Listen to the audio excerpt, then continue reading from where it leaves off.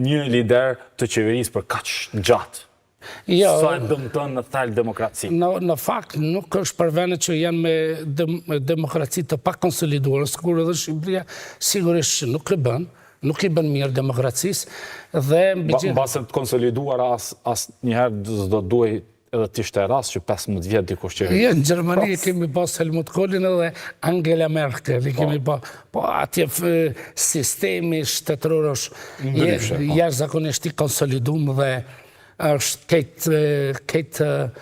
këtë rrethon tjetër me parakushta dhe paradigma këtë tjetër të bërës politikë. Por unë mendoj që Rama nëse ndjek këtë stilin e intimidimit të opozitës dhe përdor një gjuhë. Po interesant është, aty janë dy Rama. Se më ka rame po në takime me trupin diplomatik në Tiranë, është njëri krejt tjetër. Nuk është ky Rama arrogant, është jashtëzakonisht komunikus i afërt. A se bënë më të keq kjo? Që me fuqitë e mëdha, ai... Jo, unë kam përshtypjen që...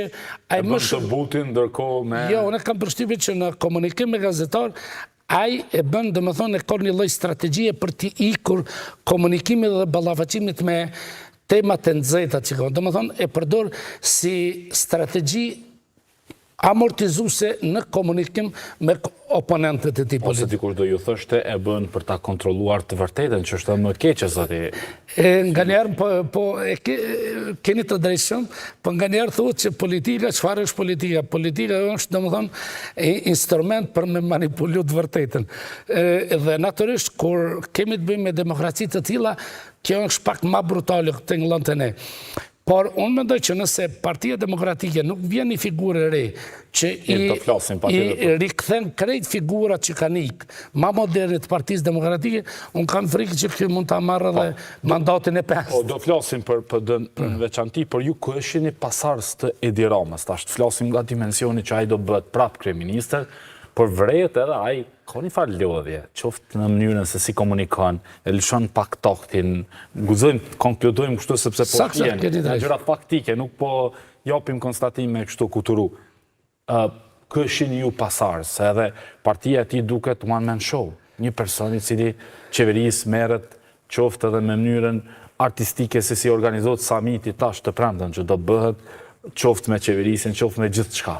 Unë mendoj që largimi nga skena e mënyra arrestimi e Erion Veliajt, megjithëse Erion Veliajt, thënë drejtën, nuk e ka atë simpatinë, staturën politike që ka pasur Edi Rama si kryebashkiak.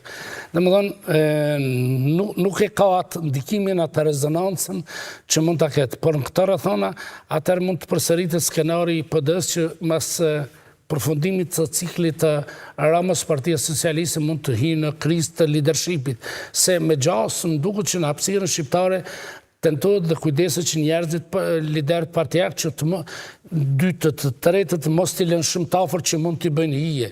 Dhe natyrisht që spekulohet që edhe arrestimi i Veliajt mund t'jetë, domethënë, si thuash një lloj kulaçi ose intrige e vetë Ramës, unë si besoj këtë teori komploti, por në fakt tani Rama është pa pasardhës, nëse mund të thuhet kështu. Por një element mirë që ka është që ka futur shumë figura të reja dhe ka futur figura të reja direkt në ekzekutiv, pastaj i ka rikthyer në Partisë Socialiste. Po mbesin vetëm figura, kjo është pyetja. Ne kemi diskutuar edhe në qarqe të ngushta, shpesh kemi thënë, nëse keni të drejtë, shpesh kemi thënë që nganjëherë ministrat e Ramës janë më shumë këshilltarë se sa janë ministra që vendosin në mënyrë autonome. Është pak kështu protektor, është pak më imponues, por mbase nuk është përshkrimi më i dur pak, por si do të thotë. Për shembull, unë e di, për shembull, Elva Margaritin ka qenë zonjë që ka studiuar në Itali, e zonja, e ka marrë në kabinet, e ka sprovu për performancën e saj, pastaj ka bën ministrit kulturës.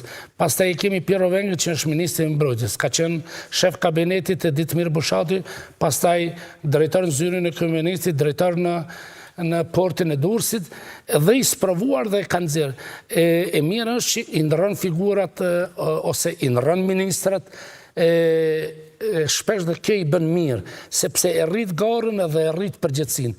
Dhe ajo që në një farë mënyrë është bën edhe postulat kështu, mbase edhe mund të jetë propagandistik, por ai e thot shumë zëshëm, shumë qartë, edhe që unë nuk mbroj askënd nëse ka probleme me ligjin. Dhe kjo bën me Ka mbrojtur njerëz të afërt të tij, ka mbrojtur pothuajse secilin që është arrestuar, ani pse ai ka një dihotomi në qasjen e tij, herë thotë e bëj këtë e pastaj ai se ka problemi në rrugë. Po pra.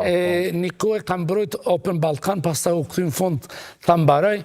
Në kohën e ngërçit politik që kishim kësu 2014-ën, tha që ishte ngushtë, ishte i afërt me Albin Kurtin, tash domethënë nuk i ka për pragmatizmin politik, i ka maksimal. Që pyes kështu, tash a ka të ardhme politike pas kësaj humbje Sali Berisha në PD? Pra është padyshim një ndër dy figurat më të rëndësishme në, le të themi, këtë 35 vjeç të demokracisë shqiptare, 34 vite, a ka më vend në PD Sali Berisha pas kësaj humbje? Sali Berisha unë mendoj që i takon historisë dhe ka një merit dhe ka një kapitull të rëndësishëm në historinë e tranzicionit shqiptar. Por nga njerë që e thojnë edhe filozofët, ta mund të vetveten është probleme, dhe ai nuk ka arrit ta disiplinoj vetveten ambicit e tina. Dhe shpesh e kam kujtis dhe përdori si referencë njeriu që shpallë pavarësinë e Izraelit, Ben Gurioni. Kur ka qenë në kulmin e pushtetit, kryeministër dhe ministri mbrojtjes ka dhënë tërheqje. Dhe në intervistë më vonë që është publikuar gjatë e pa publikuar, kur e kanë pyet pse ka dhënë dorëheqje, ka thënë kam dhënë dorëheqje nga frika se s'po arriti shkruaj kujtime si e krijova Izraelin. Çfarë dua të them? Sigur Berisha të krijonte një distancë reale me politikën, të shkruante kujtimet të tij, të merrte pjesë në konferenca ndërkombëtare, të ligjëronte, do të bën një referencë jashtëzakonshme për është fundi pa lavdishëm për të kjo?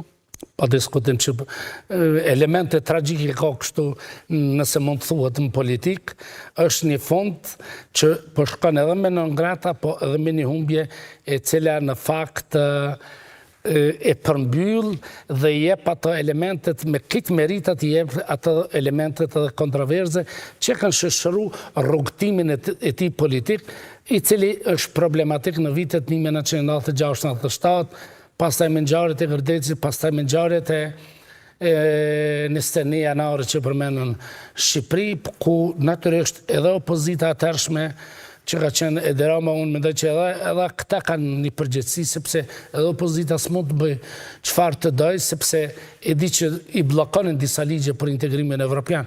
Por nëse Rama arrin që nga pragu të hap portën e BE-s dhe Shqipëria të bëhet pjesë e asaj, në fakt rrumbullaksohet ëndra e shumë brezave që e kishin në kohën kur u përmbys regjimi komunist. A besoni që edhe ai që në fundin e karrierës politike të Edi Ramës?